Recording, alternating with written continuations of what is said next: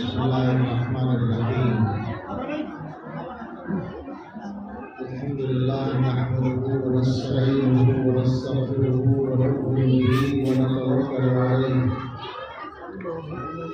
آواز کم بس بڑھانا نہیں. ونعوذ بالله من شرور انفسنا ومن سيئات اعمالنا من يهده الله فلا مضل له ومن يضلل فلا هادي له ونشهد ان لا اله الا الله وحده لا شريك له ونشهد ان سيدنا ونبينا ومولانا محمدا عبده ورسوله صلى الله تعالى عليه وعلى آله وأصحابه وبارك وسلم تسليما كثيرا.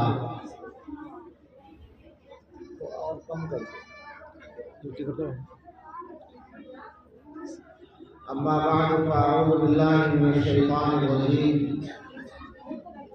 بسم الله الرحمن الرحيم. قل إن صلاتي ونسكي ومحياي ومماتي لله رب العالمين لا شريك له وبذلك أمرت وأنا أول المسلمين. وقال تعالى وذروا ظاهر الإثم وباطنه. صدق الله العظيم. اللهم صل على سيدنا محمد وعلى آل سيدنا محمد وبارك وسلم. اللہ تعالیٰ کا شکر ادا کرتے ہیں کہ دینی مجلس میں آنے کا اور ملنے کا اور بات کرنے کا موقع اللہ نے دیا. اللہ تعالیٰ جس کام کی توفیق دیں اور جس کام کو آسان کریں وہی بندہ کر سکتا ہے. اللہ تعالیٰ اس پورے اجتماع کو نافع بنا دے. حضرات علماء کی تقریر ہوئی ہے, مفتی عقیل الرحمن صاحب اور دوسرے علماء کی. مجھے امید ہے کہ ضروری باتیں آ گئی ہوں گی سب, لیکن دین کی ہر بات بھی ضروری ہے جو سامنے آ جائے. ایک دو باتیں ایسی ہیں جن پر توجہ دلانا ہم سب کی ضرورت ہے.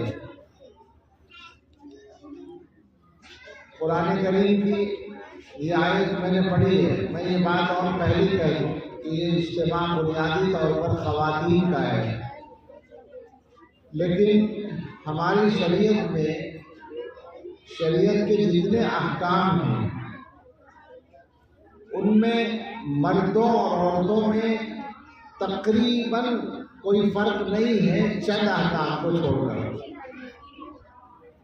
ہماری شریعت میں مثلا عقائد ہیں, عبادات ہیں, معاملات ہیں, معاشرت ہے, اخلاق ہے.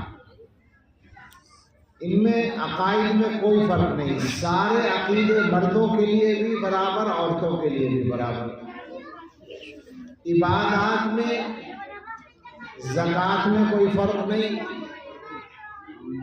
اور روزے میں صرف اتنا فرق کہ بعض حالتوں میں روزہ عورت نہیں رکھ سکتی, لیکن روزہ رکھنے کے طریقے میں کوئی فرق نہیں. روزہ ٹوٹنے کے مسائل یا ہونے کے مسائل میں. اسی طرح حج میں ایک دو باتوں کے علاوہ کوئی فرق نہیں. نماز کے دو چار مسئلوں کے علاوہ کوئی فرق نہیں. تو عبادات میں تھوڑا سا فرق ہے, اور وہ تخلیقی طور پر جو فرق ہے اس کی وجہ سے. باقی معاملات میں کوئی فرق نہیں. جو معاملات مردوں کے لیے جائز عورتوں کے لیے بھی جائز, جو ان کے لیے ناجائز ان کے لیے بھی ناجائز.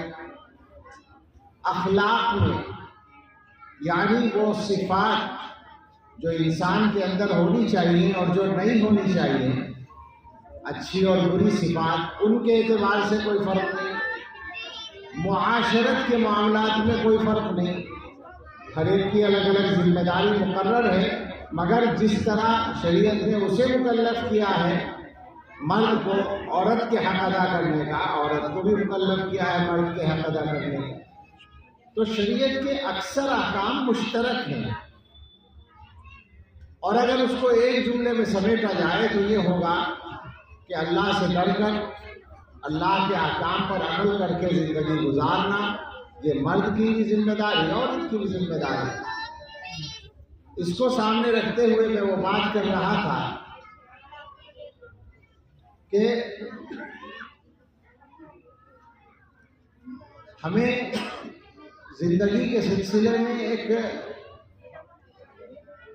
مرکزی ہدایت ملی ہے، وہ ہے نیت کو ٹھیک رکھنا، سارے کاموں میں نیت ٹھیک رکھنا۔ خاص طور سے یہ بات سمجھنے کی ہے کہ جتنے بھی کام دین سے تعلق رکھتے ہیں، جو چیزیں عبادت کی ہیں، جو چیزیں ثواب کی ہیں، ان سب میں نیت کا صحیح رکھنا اس کا مکلف ہے ہر انسان، ہر مسلمان، ہر مرد، ہر عورت۔ اور نیت کے ٹھیک رکھنے کی بات جب ہماری سمجھ میں آ جائے گی تو ہمارے کاموں میں نافعیت پیدا ہو جائے گی، نفع پیدا ہو جائے گا، دوسروں کو فائدہ پہنچے گا، اور اس میں خاص طور سے جو بات ہوگی وہ یہ ہوگی کہ ہم اپنی نمائش کے لیے، اپنی بڑائی کے لیے، اپنی شہرت کے لیے، اپنی عزت کے لیے کام نہیں کریں گے۔ اور اللہ کے یہاں کسی بھی عمل کے قبول ہونے کے لیے یہ بنیادی شرط ہے، اور حقیقت میں مفید بننے کے لیے بھی بنیادی شرط ہے۔ اسی کے ساتھ جوڑ کر اگر میں یہ بات کہوں کہ آج کل جو ہم لوگوں نے تشہیر کے لیے یا اعلان کے لیے یا نمائش کے لیے یا اور ہلکا کر لیں شوق پورا کرنے کے لیے موبائل کا اور اس کے کیمرے کا استعمال بے تحاشا شروع کر دیا ہے، مجھے معلوم ہے نہ میں بچ پاتا ہوں نہ کوئی بچ پاتا ہے، مجھے معلوم ہے یہ بات، ویڈیو بھی بنتی ہے، فوٹو بھی کھینچتے ہیں، لیکن کہیں بھی جا کر جو منظر سامنے آتا ہے اس کو دیکھ کر یہ خیال ہوتا ہے کہ بڑوں کی یہ ذمہ داری ہے کہ بچوں پر اس سلسلے میں کچھ نہ کچھ قدغن لگائیں۔ یہ بچے ان کے ہاتھوں میں موبائل ہے اور یہ اچھا کام سمجھ کر ہمارے فوٹو لے رہے ہیں، ویڈیو بنا رہے ہیں، بھائی مولانا صاحب آ رہے ہیں، حضرت آ رہے ہیں، فلاں آ رہے ہیں، اس کی ویڈیو بن رہی ہے، اعزاز اکرام کر رہے ہیں گویا ہم۔ حالانکہ یہ بات تو آپ سمجھ سکتے ہیں کہ یہ جو اچھا کام تو بہرحال نہیں ہے، کیا ہوگا اس کا؟ یعنی جائز اور ناجائز والی بات تو ہے ہی اپنی جگہ، ابھی تک جائز ہونے کی وہ نہیں دی گئی ہے، فتویٰ نہیں دیا گیا، لیکن اس سے ہٹ کر ایک مصیبت یہ ہے کہ یہ نمائش کا ذریعہ ہے۔ آپ سوچئے ذرا، میں تصور کرتا ہوں، بلکہ کہنا چاہیے حسرت کرتا ہوں کہ ایسا ہو کہ مثلا ہم کہیں جائیں اور ایک بھی فوٹو نہ کھینچے، ایک بھی کوئی اس طرح کی تشہیر نہ ہو، جہاں جہاں تک بات پہنچانی ضروری ہے آنے کے لیے، شرکت کے لیے، وہاں تک بات پہنچ جائے، جیسے تبلیغی جماعت کا طریقہ رہا ہے۔ تبلیغی جماعت کے تو اشتہار بھی نہیں چھپتے، اس طرح سے ان کی تشہیر ہو جاتی ہے، وہ ہو جائے اور ہم جا کر بات کریں اور کچھ نہ ہو، صرف مجمع سن لے توجہ کے ساتھ، مجھے یقین ہے کہ فائدہ زیادہ ہو۔ تو ہم لوگوں کو اپنے سارے کاموں میں کوشش کر کے آنا چاہیے، جتنا زیادہ پروپیگنڈے سے دور آ سکیں اس کی کوشش کرنی چاہیے۔ اور ویسے بھی حالات کا تقاضا یہ ہے کہ ہم جو خیر کے کام کر رہے ہیں ان کو بھی عام نہ کریں، اس لیے کہ شیطان نے اپنے کارندوں کو اتنا چست کر دیا ہے، متحرک کر دیا ہے کہ بہت سی مرتبہ آپ کی ویڈیو ہی سبب بن جاتی ہے مصیبت کھڑی ہونے کا۔ ایسا بھی ہوتا ہے کہ بھائی فلاں جگہ ایسا ہوا، دیکھو یہ ویڈیو موجود ہے۔ یہ جو بے تحاشا ویڈیو بنانے کا شوق ہے یہ مسائل بھی کھڑے کرتا ہے۔ بہرحال ایک مزاج کی ضرورت ہے، مزاج ہو اپنی نمائش سے بچنے کا۔ مجھے معلوم ہے کہ نمائش مجھے بھی اچھی لگتی ہے، آپ کو بھی اچھی لگتی ہے، شہرت کس کو اچھی نہیں لگتی، لیکن محنت کریں اس مصیبت سے نکلنے کے لیے۔ میں بتا سکتا ہوں یہ بات، 2-4 لوگ مجھے جانتے ہیں تو میں بتا سکتا ہوں کہ شہرت میں آرام نہیں ہے، نہ آخرت کے درجوں کی بلندی ہے، آخرت کا بھی فائدہ نہیں ہے۔ اور اگر طلب کے ساتھ ہو، تلاش ہو شہرت کی، تو پھر تو نقصان ہی نقصان ہے، بہت نقصان ہے، بڑا نقصان ہے، اس سے بچیں۔ اور یقین کریں، حضرت تھانوی رحمۃ اللہ علیہ نے فرمایا اگر شہرت بھی چاہتے ہو تو اخلاص ہی سے ملے گی، شہرت میں سے نہیں ملے گی۔ اگر شہرت کے لیے کام کرو گے تو شہرت نہیں ملے گی۔ اب کچھ باتیں اور کر لی جائیں۔ کل ملا کر میں اپنی خواتین سے کہوں گا، بہنوں سے، بچیوں سے، کہ جو اس وقت ہم لوگوں کے معاشرے میں صورتحال ہے اس میں چند مصیبتیں عام ہیں۔ ہونا یہ چاہیے کہ ہمارا اس طرح کا کوئی پروگرام ہو، ان حضرات نے کیا بیان کیا میں استفادہ نہیں کر سکا، لیکن یقیناً اسی انداز کی باتیں ہوں گی جن پر عمل کرنے سے معاشرے کی مصیبتیں گھٹیں۔ میں ان کو اپنے انداز سے کچھ کھول کر کہتا ہوں۔ ہمارے معاشرے میں، اور ہمارے معاشرے سے مراد مسلمانوں کا معاشرہ پورے ہندوستان میں، پورا ہندوستان کہنے کا مجھے موقع ہے، دیکھ کر کہتا ہوں، جان کر کہتا ہوں، یعنی جاننے کے بعد کہتا ہوں، معلومات کی بنیاد پر کہتا ہوں۔ سارے ہندوستان میں جو چند مصیبتیں ہمارے ماحول میں اور گھروں میں سرایت کر گئی ہیں، کوشش کریں کہ ان سے ہم نکل جائیں۔ ایک تو ہے گھروں کے اندر آنے والا سودی قرضہ، یہاں تو نہیں ہے، میں پوچھتا ہوں اور اس یقین کے ساتھ پوچھتا ہوں کہ جواب نہیں میں نہیں ملے گا، ہاں میں ملے گا، لیکن دل سے چاہتا ہوں کہ میری بات غلط ہو جائے۔ ابھی تک غلط نہیں ہوئی۔ کشمیر سے لے کر کیرلا تک مختلف صوبوں میں، کشمیر میں بھی، کیرلا میں بھی جو اچھے صوبے ہیں، گجرات اور راجستھان سے لے کر آسام اور تریپورہ تک، اور بیچ کے سارے ہندوستان کی بات میں کر رہا ہوں، اکثر صوبوں میں جانا ہوا، اور گزشتہ 5-7 سال کے عرصے میں تقریباً میں نے ہر جگہ یا تو بیان میں پوچھا یا ویسے پوچھا لوگوں سے کہ سودی قرضہ تو نہیں ہے، تو ابھی تک ایک بھی جگہ نہیں ملی جہاں یہ کہا ہو لوگوں نے کہ ہمارے یہاں سودی قرضہ نہیں ہے۔ میں عورتوں سے خاص طور سے اس لیے کہہ رہا ہوں کہ ایک قرضہ تو وہ ہوتا تھا جو کھیتی کے لیے کسان لیتے ہیں، کرشی لون، ایک قرضہ وہ ہوتا تھا جو کاروبار کے لیے لون لیتے ہیں لوگ، یا گاڑی کے لیے لیتے ہیں۔ یہ سارے پرانے قرضے ہیں اور یہ سب بھی سودی قرضے ہیں اور ان سے بھی بچنا ہے۔ مگر اس زمانے میں جو پھیل رہا ہے مصیبت کی طرح، وہ قرضہ ہے جو گھر کے خرچوں کے لیے لیا جا رہا ہے۔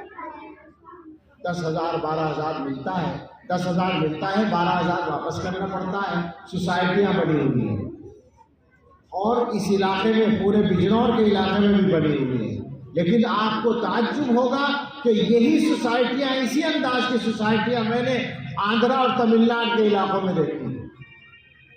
آپ اندازہ کریں کہ کتنا پلان کے ساتھ ہو رہا ہے کام، اور نقصان اس پر کیا بات کریں۔ سیدھی سادی بات ہے، اللہ کے رسول صلی اللہ علیہ وسلم نے فرمایا ہے کہ سود لینے والے پر بھی لعنت ہے اللہ کی، اور دینے والے پر بھی۔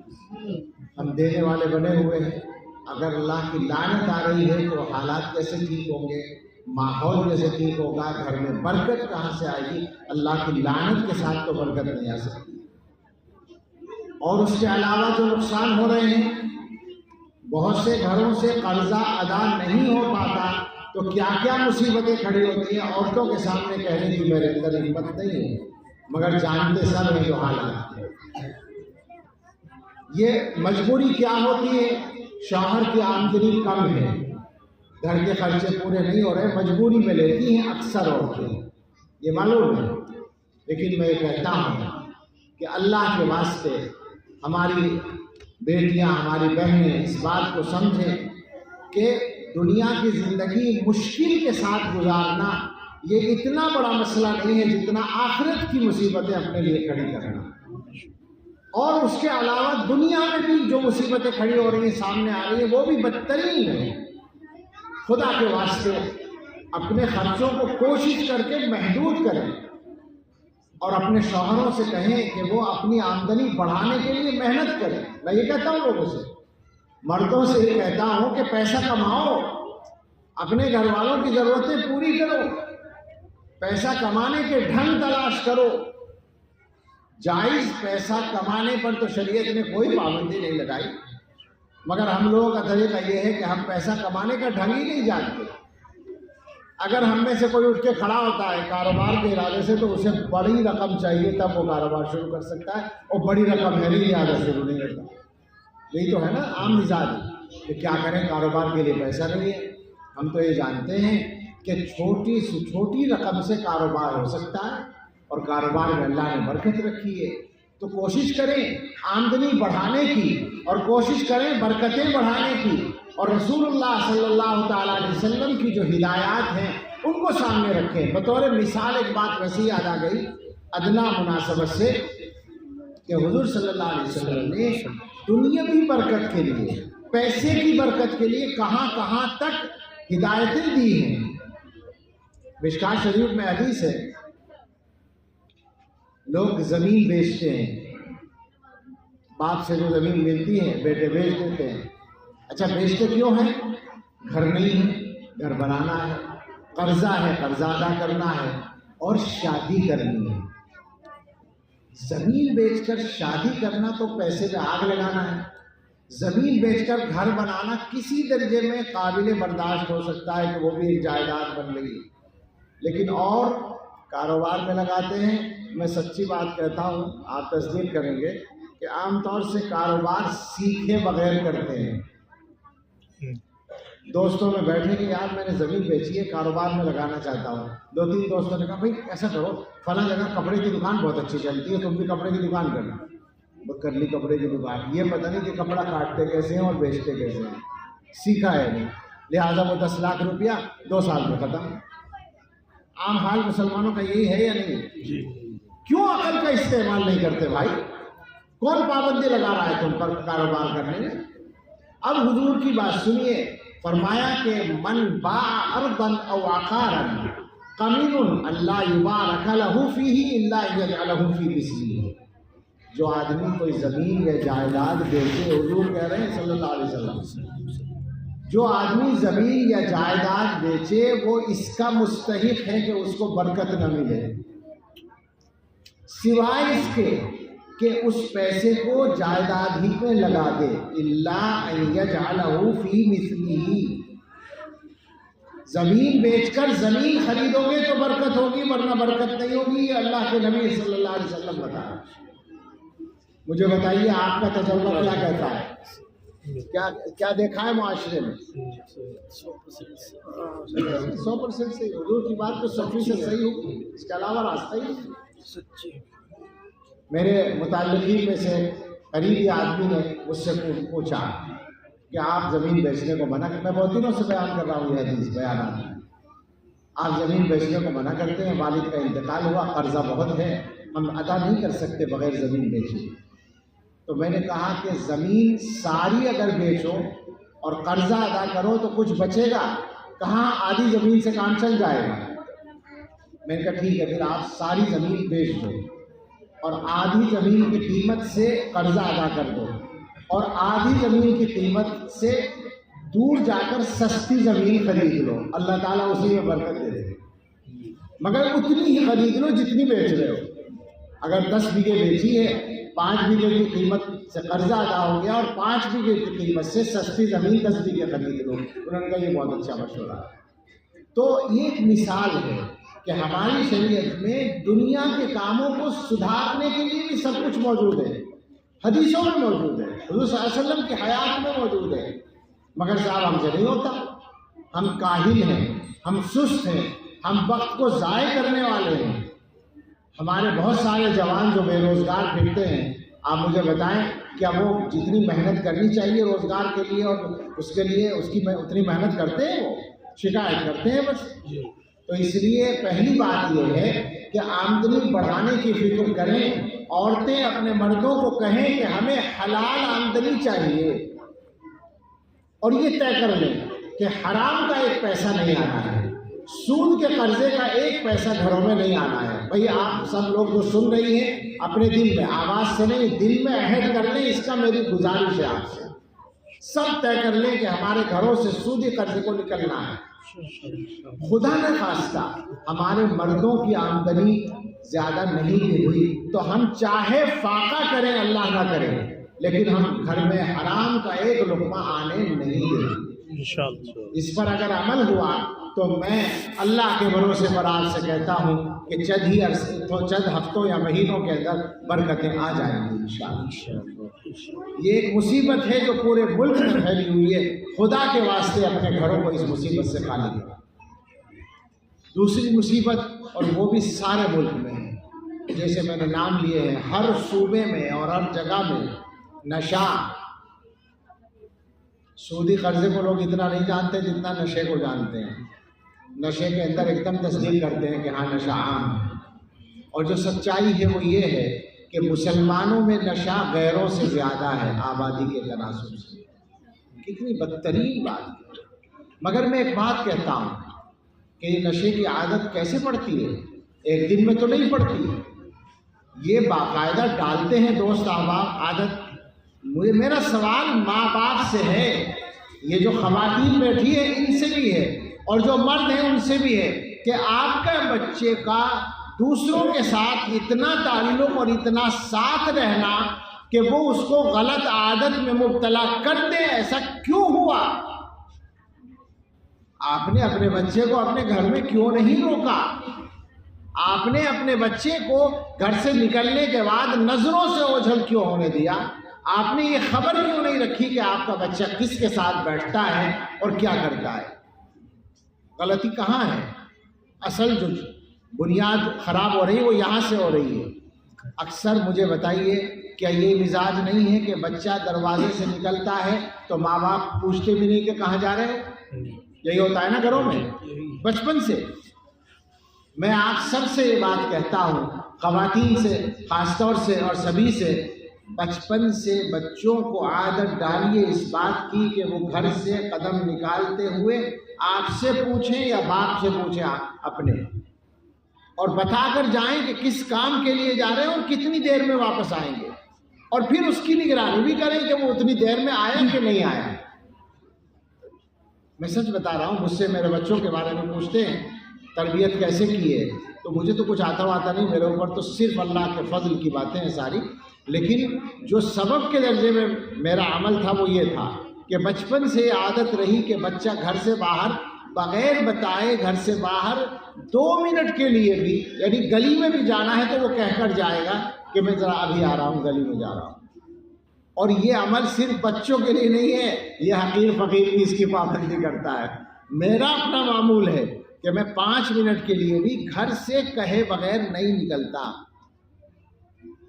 پابند کرو اپنے آپ کو، بہترین نگرانی ہوگی اپنی اور بہترین حفاظت ہوگی اور بہت سارے کام ٹھیک ہوں گے۔ اکثر گھروں میں مردوں کو دیکھتا ہوں کہ وہ کئی گھنٹے سے باہر ہیں اور بیوی کو خبر بھی نہیں کہ شوہر نامدار کہاں ہے، وہ فون پہ پوچھتی ہے تو پتہ چل دھامپور گئے ہوئے۔ نہیں ہوتا ایسا؟ کیا مطلب ہے اس کا؟ آپ کے گھر والوں کو پتہ ہونا چاہیے کہ آپ گھر سے کس کام کے لیے نکلے اور کہاں جا رہے ہیں۔ گھروں کو ٹھیک کرنے کا یہی طریقہ ہے۔ بہت غلط صورت ہے آج۔ بچوں کا بگاڑ کی بنیاد یہی ہے کہ بچے جو ہیں گھر سے نکلتے ہیں اور ماں باپ کو خبر نہیں ہوتی۔ میں بہت سی مرتبہ رات کو پوچھتا ہوں، رات کو کہیں بیان ہو رہا ہو، رات کے 10 بجے میں کہتا ہوں کہ یہاں جو لوگ بیٹھے ہیں بڑی عمر کے، جن کے بچے جوان ہیں، وہ بتا سکتے ہیں کہ وہ تو بیان سن رہے ہیں، ان کا بیٹا جو ہے جو 15 سال سے 25 سال کے بیچ کا ہے، یعنی بالغ لڑکا ہے مگر شادی نہیں ہوئی، عام طور پر یہی عمر ہے، وہ کہاں ہے اور کیا کر رہا ہے۔ جو باپ یہاں بیٹھے ہیں وہ اپنے بچوں کے بارے میں بتائیں، اکثر لوگ سر ہلاتے ہیں کہ نہیں بتا سکتے۔ بگاڑ یہاں سے آتا ہے۔ اس لیے بہت زیادہ گہرائی سے اس پر نظر رکھنے کی ضرورت ہے۔ बिगड़ने के बाद सख्ती से कोई फायदा नहीं होगा, हिकमत से काम होगा, लेकिन बिगड़ने से पहले आप तदबीर कर सकते हैं, बच्चे को पाबंद कर सकते हैं। ये पूरे मुल्क की मुसीबत है। मैं आजकल बता देता हूँ बड़ी आसानी से, क्योंकि इबरत की बात है। अभी पिछले 2 महीने पहले, 3 महीने पहले की बात होगी, मेरे पास एक लड़की का मैसेज आया किसी दूसरे सूबे से, उसको नंबर लिया होगा, उसने लिखा कि आप बड़ी बड़ी जगहों पे जलसों में जाके तकरीरें करते हैं, हमारे इलाके में आइए, हमारे यहाँ बहुत हाल ख़राब है, नशे की आदत आम है, स्कूलों और कॉलेजों की लड़कियों को नशे की आदत डाली जा रही है, और मेरी बहन नशे की आदी हो गई है, और उसकी नहुसत से एक लड़के से उसके गलत ताल्लुकात हैं। ये बहन लिख रही है बहन के बारे में, किस दिल से उसने लिखा होगा? क्या ये बात एक ही जगह की है? क्या ये सूरत हाल एक जगह की है? कौन सी जगह है जहाँ ये नहीं हो रहा है? कैसे ठीक होगा ये? हमें निगरानी करनी होगी, हमें बचाना होगा। बच्चों को दुश्मन समझकर नहीं, बच्चों को गंदा समझकर नहीं, अपनी औलाद है, उसे ठीक करना है, उसे जहन्नम से बचाना है, उसे दुनिया की जिल्लत से बचाना है, उसे परेशानी से बचाना है, अपने घरों के माहौल को ठीक करना है।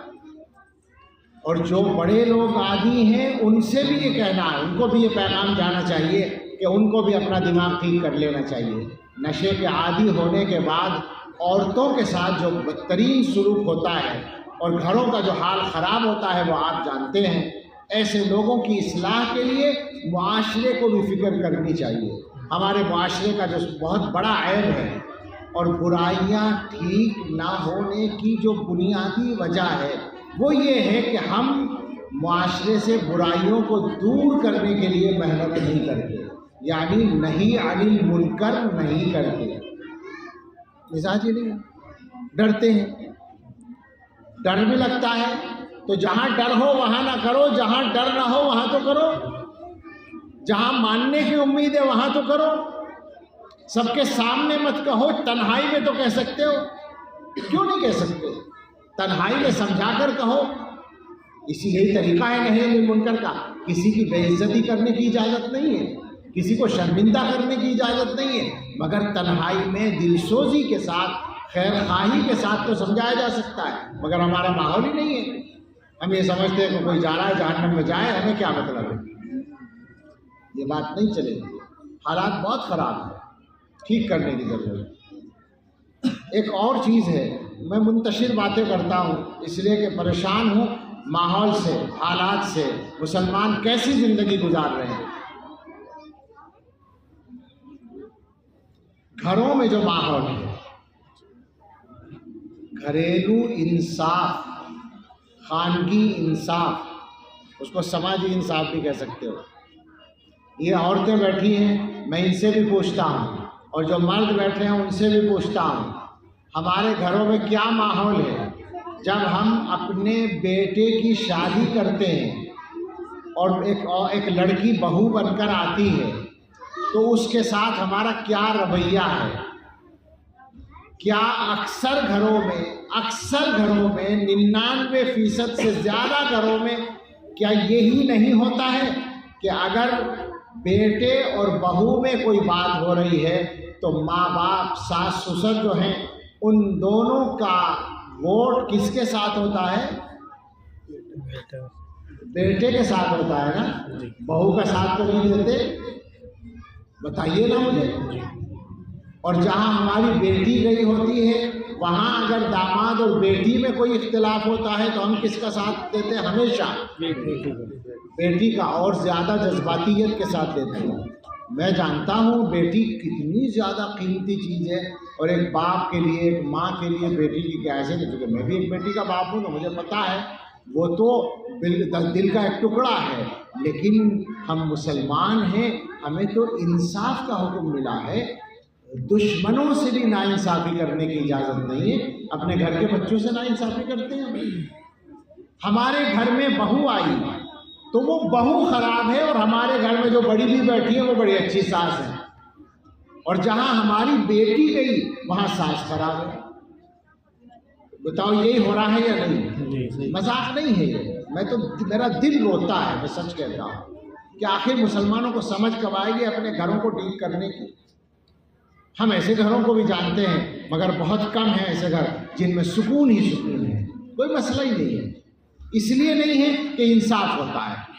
ہم نے ایسے گھر دیکھے جہاں بڑے انصاف کرتے ہیں، ماں باپ انصاف کرتے ہیں، جہاں غلطی اپنے بیٹے کی ہے وہ مانتے ہیں، بہو کی بات کو صحیح کہتے ہیں، جہاں غلطی اپنی بیٹی کی ہے مانتے ہیں، داماد کی بات کو صحیح کہتے ہیں، تو داماد بیٹی کا گھر بھی آباد رہتا ہے، بیٹے کا گھر بھی آباد رہتا ہے۔ ہماری ناانصافیوں نے مصیبتیں کھڑی کی ہیں، اور میں خواتین سے کہوں گا معاف کریں مجھے کہ اس میں آپ زیادہ بڑا کردار ادا کرتی ہیں۔ اپنی بہو کے خلاف ماحول بنانے کا کام کون کرتا ہے؟ ایک عورت ہی کرتی ہے، اور وہ عورت ہے جو اپنی بیٹی کے لیے پریشان رہتی ہے۔ جس طرح تمہاری بیٹی دوسرے کے گھر میں گئی ہے، دوسرے کی بیٹی بھی تمہارے گھر میں آئی ہے۔ میں تو مسلمانوں کا حال یہ دیکھ رہا ہوں کہ اپنی سگی اولاد میں انصاف نہیں کر رہے۔ دو بیٹے ہیں، ایک بیٹے کی آمدنی زیادہ ہے، ایک کی آمدنی کم ہے، اور ان دونوں میں اختلاف ہو تو ماں باپ کس کا ساتھ دیتے ہیں؟ اکثر پیسے والے بیٹے کا۔ کیا مطلب ہے اس کا؟ یہ مسلمان ہے؟ میری سمجھ میں نہیں آتا کہ کون سا ایمان ہے جس مسلمان کو فرمایا گیا تھا وَلَا يَجْرِمَنَّكُمْ شَنَآنُ قَوْمٍ عَلَىٰ أَلَّا تَعْدِلُوا، دشمنی میں بھی ناانصافی نہیں کرنی ہے، وہ اپنی سگی اولاد میں انصاف نہیں کرتا۔ اور جنت کے ٹھیکیدار ہیں، سفید داڑھی موجود ہے چہرے پر، مولانا صاحب ہیں، امیر صاحب ہیں، ڈاکٹر صاحب ہیں، انجینئر صاحب ہیں، عزت والے صاحب ہیں، سب صاحب ہیں۔ سب کے گھروں میں یہی ہو رہا ہے یا نہیں مجھے بتاؤ؟ کیسے کام چلے گا؟ کوئی فرشتے آئیں گے ٹھیک کرنے کے لیے؟ فرشتے جب آتے ہیں ٹھیک کرنے کے لیے تو وہ عذاب لے کر آتے ہیں، بچا کر نہیں جاتے بھی۔ اللہ ہم سب کو محفوظ رکھے، ہمیں توفیق دے اللہ تعالیٰ۔ سوچیں ذرا ان حالات کو۔ ہم اس کے بعد ایک دو باتیں اور کر لیں، چونکہ وقت تنگ ہے، عصر کا وقت ہو رہا ہے۔ نماز کی بات کر لیں۔ کتنے گھروں میں نماز پڑھی جاتی ہے پابندی سے؟ گھروں کے ماحول میں نماز کتنی زندہ ہے، آوے کا آوا خراب ہے۔ مرد اس لیے نہیں کہتا کہ وہ خود بے نمازی ہے، عورت اس لیے نہیں کہتی کہ وہ خود بے نمازی ہے، کہیں گے کیسے؟ اور خالی کہنے کا مسئلہ نہیں ہے، ذہن بنانے کی بات ہے، مزاج بنانے کی بات ہے۔ ضرورت ہے کہ ہماری خواتین اس معاملے میں بھی کوئی باقاعدہ پلان بنا کر اپنے گھروں کے ماحول کو ٹھیک کرنے کی کوشش کریں۔ مجھے یقین ہے کہ اگر عورتیں اس کام کو اپنے ہاتھ میں لے لیں تو گھر کم سے کم ٹھیک ہو جائیں گے۔ اور گھر ہی کی تو اصل ذمہ داری ہے، ذمہ داری تو اصل اپنے اپنے گھر ہی کی ہے۔ قرآن میں ڈیوٹی کیا لگائی ہے؟ قوا انفسکم واہلیکم نارا وقودها الناس والحجارہ، جہنم سے اپنے آپ کو اور اپنے گھر والوں کو بچاؤ، یہ ڈیوٹی سب کی ہے۔ ایک اور بات جو اس زمانے کا فتنہ ہے، اس زمانے کی مصیبت ہے، وہ ماحول جو بن رہا ہے بے تکلف تعلقات کا، انٹرنیٹ کے ذریعے، فیس بک کے ذریعے، یا اسکول کالج کی ملاقاتوں کے ذریعے۔ میں اپنی بچیوں سے بہت دلسوزی کے ساتھ یہ بات کہتا ہوں کہ تم صرف مسلمانوں کی نہیں، اسلام کی بھی عزت ہے۔ اگر تمہارا کوئی غلط کردار سامنے آئے، اگر تمہارا کوئی غلط معاملہ وجود میں آئے، تو وہ سب کی بے عزتی ہونے کے ساتھ ساتھ دین کی بے عزتی ہوتی ہے۔ اپنے آپ کو بچاؤ، اور اپنے آپ کو بچانے کے لیے ہر کوشش کر ڈالو۔ اگر خدا نہ خواستہ کوئی پیچھے لگے، یہ مصیبت اس زمانے میں باقاعدہ شیطان کے کارندوں نے کھڑی کی ہے، ان کے نمائندوں نے پلان کے ساتھ یہ کام کیا ہے کہ لڑکیوں کے پیچھے وہ لڑکوں کو لگاتے ہیں۔ آسان نہیں ہوتا بچنا، لیکن اگر بچی اپنے ایمان کو پختہ کر کے، اپنے دل کے اندر اللہ کے خوف کو اور اللہ کی مدد کو تصور میں لا کے، اور دل کو مضبوط کر کے اپنے آپ کو بچانے کی تہیہ کر لے، تو پھر کوئی شیطان کامیاب نہیں ہو سکتا۔ بچیاں خاص طور سے اسکول اور کالج کی بچیاں، اور ان میں پڑھنے والی بھی اور پڑھانے والی بچیاں بھی، ان دونوں سے یہ کہنا ہے کہ اس سلسلے میں آپ اپنا کردار ادا کریں، اس لیے کہ حالات خراب ہو رہے ہیں، اور ان چیزوں کی اصلاح کے لیے مردوں سے اتنی امید نہیں ہے جتنی عورتوں سے ہے۔ مردوں کو بھی اپنی ذمہ داری پوری کرنی چاہیے، لیکن عورتیں ان کی مدد کریں گی تو کام بہت آسان ہو جائے گا۔ بچوں کی غلطیوں کو چھپائیں نہیں، یہ ایک بڑی بات ہوتی ہے برائی کے پھیلنے میں، کہ ماں اپنی بیٹی کی غلطی کو باپ سے چھپاتی ہے، نتیجے میں غلطی بڑھتی چلی جاتی ہے اور پھر انتہا کو پہنچ جاتی ہے۔ اس وقت ہم سب کو ہوشیار ہونے کی ضرورت ہے کہ ہمارے ملک میں بھی اور ساری دنیا میں جو پلان ہے، پرانا پلان ہے، کوئی نیا نہیں ہے مگر طریقے نئے ہیں۔ پلان کیا ہے؟ مسلمانوں کو ایمان سے ہٹانا، ایمان سے دور کرنا۔ اس کے لیے طریقے نئے ہو گئے ہیں، کچھ آسانیاں ہو گئی ہیں نئی ایجادات کے نتیجے میں، لہذا ان سے فائدہ اٹھانے کی کوشش کی جا رہی ہے۔ میں کہیں کہہ رہا تھا رات غالباً کہ مسلمان اپنے ایمان کے بارے میں کیسے بے فکر ہو کر بیٹھ سکتے ہیں جبکہ کافر بنانے کی مہم سرکاری طور پر چل رہی ہے۔ جو پالیسی ہے اس کے اندر تو کفریہ چیزیں باقاعدہ شامل کی جا چکی ہیں عملی طور پر۔ تو بچوں کے ایمان کو بچانا ایک مسئلہ ہو رہا ہے، تعلیم کے دوران ہی ایمان بچانا مسئلہ ہے، اور کالج اور اسکول سے باہر غلط دوستیوں کے ذریعے جو مصیبت کھڑی کی جا رہی ہے وہ ایک الگ مستقل فتنہ ہے۔ دونوں پر محنت کرنے کی اور کام کرنے کی ضرورت ہے۔ ضرورت اس کی ہے کہ ہم سب اس بات کو سمجھیں کہ ہم مسلمان ہیں تو یہ اللہ کی سب سے بڑی نعمت ہے۔ ایمان اس دنیا میں اللہ تعالیٰ کی طرف سے کسی کو بھی ملنے والی نعمتوں میں سب سے بڑی نعمت ہے، لہذا اس ایمان کی حفاظت کرنی ہے، اور صرف اپنے ایمان کی نہیں بلکہ اپنے بچوں اور اپنی نسلوں کے ایمان کی حفاظت کا انتظام کرنا ہے۔ اس کے لیے برائیوں سے اپنے آپ کو اور بچوں کو دور کرنا پڑے گا۔ جن چیزوں پر میں نے گفتگو کی ہے ان کے سلسلے میں غور کر کے کوشش کرنی چاہیے۔ ساری دنیا کا ہم پر ٹھیکہ نہیں ہے، اپنی بستی، اپنا محلہ، اپنا گھر، اس کو ٹارگیٹ کر کے ہم محنت کریں گے، اللہ کی مدد ہمارا ساتھ دے گی انشاءاللہ، اور حالات ٹھیک ہوں گے۔ اور بھی بہت سی باتیں ہو سکتی تھی مگر اس وقت تنگ ہو گیا ہے، اور نماز میں تاخیر کرنا جو ہے وہ کسی بھی دوسرے کام کے لیے بالکل درست نہیں ہوتا۔ میں یہ بھی چاہتا ہوں کہ یہ بات بھی واضح طور پر جائے، اس لیے کہ ہمارے جلسوں میں بھی ایک مسئلہ کھڑا ہو رہا ہے کہ جہاں جلسہ عصر کی نماز تک ہونا ہے تو وہاں بہت جگہ پر مغرب سے آدھا گھنٹہ پہلے بلکہ 20 منٹ پہلے 15 منٹ پہلے تک دعا جلسے کی ہونے کے واقعات ہو رہے ہیں۔ یہ بہت خطرناک بات ہے۔ نماز تو دین کا ستون ہے، اس کو تو اپنی جگہ کھڑے رکھنا ہی پڑے گا، تبھی دین صحیح طور پر محفوظ رہے گا۔ تو نماز اپنے مقررہ وقت پر پڑھی جائے، اسی مقصد کے لیے میں اس وقت بھی اپنی بات ختم کر رہا ہوں، اور اللہ سے دعا کر رہا ہوں اللہ تعالیٰ ہمیں ان چیزوں کو سمجھنے کی توفیق دے۔